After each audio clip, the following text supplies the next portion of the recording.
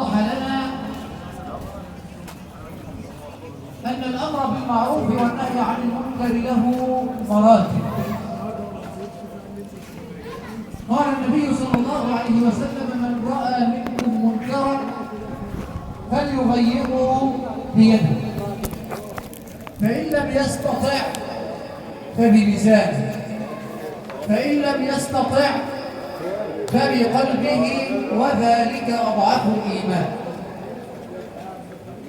التغيير باليد يكون لولي الأمر، التغيير باليد يكون لولي الأمر.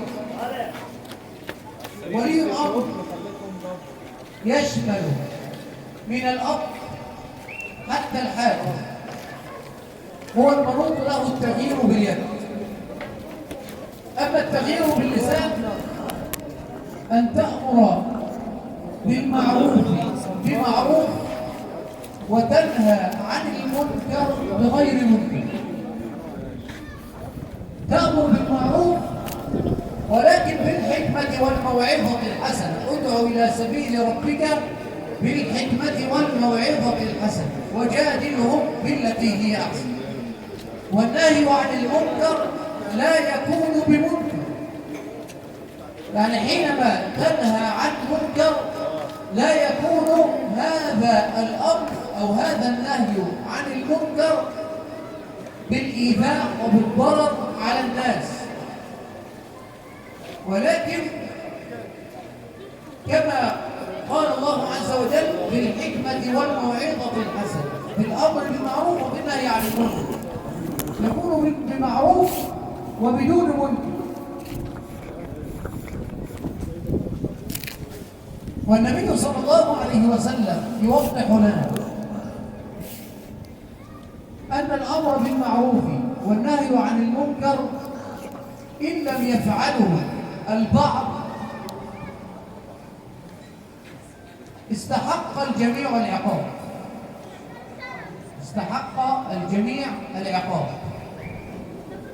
هنا واحد يقول لك ايه، طب الحسنه بتخص ولا السيئه بتعم، ولا الكلام ده مش موجود في الاسلام؟ لا، الكلام ده موجود في الاسلام. الحسنه تخص والسيئه تعم. اذا اجتمع الناس جميعا على عدم الامر بالمعروف والنهي عن المنكر، او اذا كان في الناس من يفعل المنكرات ولم يجد من ينهاه عن هذا المنكر ولم يأمره بالمعروف، أوشك الله عز وجل أن يعمهم بعذاب. بس ده ما فعلش المنكر، ولكنه رأى المنكر ولم ينكره، رأى المنكر ولم ينكره حتى ولو بقلبه. يبقى قاعد في وسط الناس بيغتابوا، مش قادر ينهاهم عن المنكر، بس قاعد معاهم مش منكر اللي هم بيعملوه.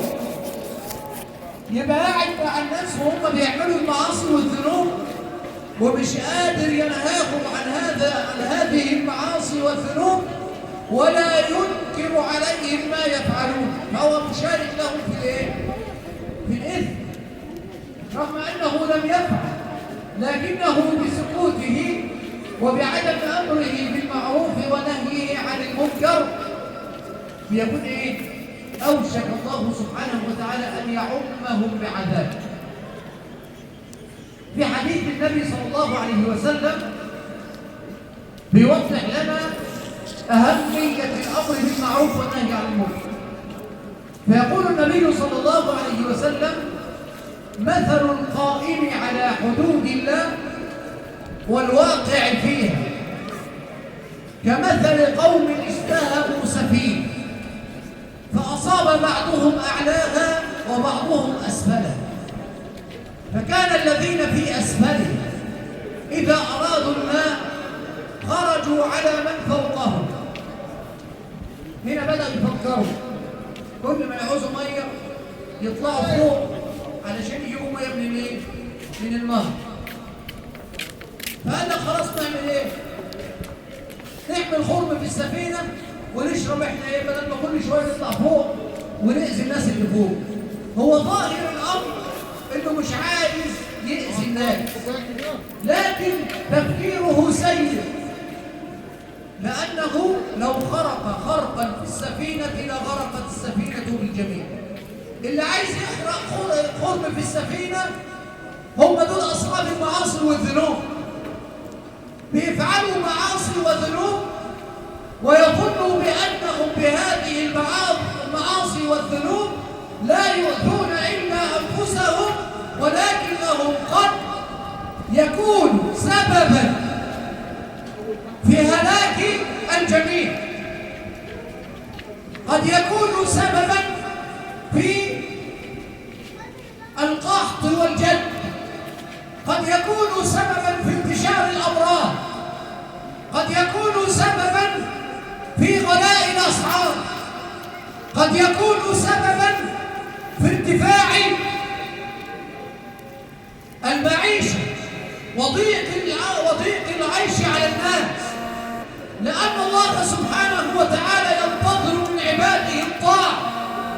يقول جل وعلا: ولو أن أهل القرى آمنوا واتقوا لفتحنا عليهم بركات من السماء والأرض ولكن كذبوا فأخذناهم بما كانوا يكسبون.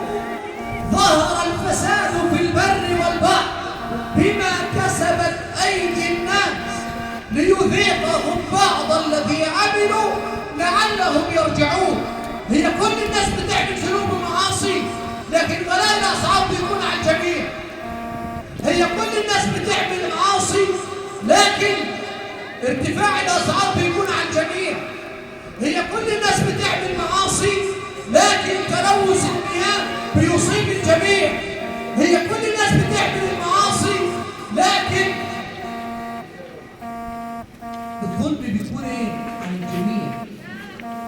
فكان الذين في أسفلها إذا أرادوا الماء خرجوا على من فوقهم فقالوا: لو أنا أخرقنا في نصيبنا خرقا ولم نؤذ من فوقنا. فإن تركوهم وما أرادوا هلكوا وهلكوا جميعا. اللي تحت هيهلكوا واللي فوق هيهلكوا، السفينة هتغرق الكل. وكذلك الأمة، وإن أخذوا على أيديهم نجوا ونجوا جميعا. يبقى أنت لما تشوف إنسان بيعمل معاصي وذنوب، أبسط شيء إنك تنكر هذا الأمر بقلبك. إن استطعت أن تنصحه بلسانك فافعل، إن كنت ولي أمر فغير المنكر بيدك حتى لا يعم العذاب والعقاب على الجميع. الأمر بالمعروف والنهي عن المنكر لا يجب أن ينتهي في الأمة، لأنه لو انتهى في الأمة أوشك الله أن يعم الأمة بعذاب. كنتم خير أمة أخرجت للناس تأمرون بالمعروف وتنهون عن المنكر وتؤمنون بالله. والنبي صلى الله عليه وسلم يقول: لتأمرن بالمعروف ولتنهن عن المنكر أو ليوشكن الله عز وجل أن يعمكم بعذاب. فده أمر ليس بالسهل وليس بالهين، إنك تأمر بالمعروف وتنهى عن المنكر. هذا يجب على كل إنسان أو كل مسلم على قدر استطاعته، إما أن تأمر بالمعروف بيدك أو بلسانك، أو أضعف الإيمان أن تنكر بقلبك. أسأل الله سبحانه وتعالى أن يجعلني وإياكم من الآمرين بالمعروف والناهين عن المنكر، إنه على كل شيء قدير. جزاكم الله خيرا، والسلام عليكم.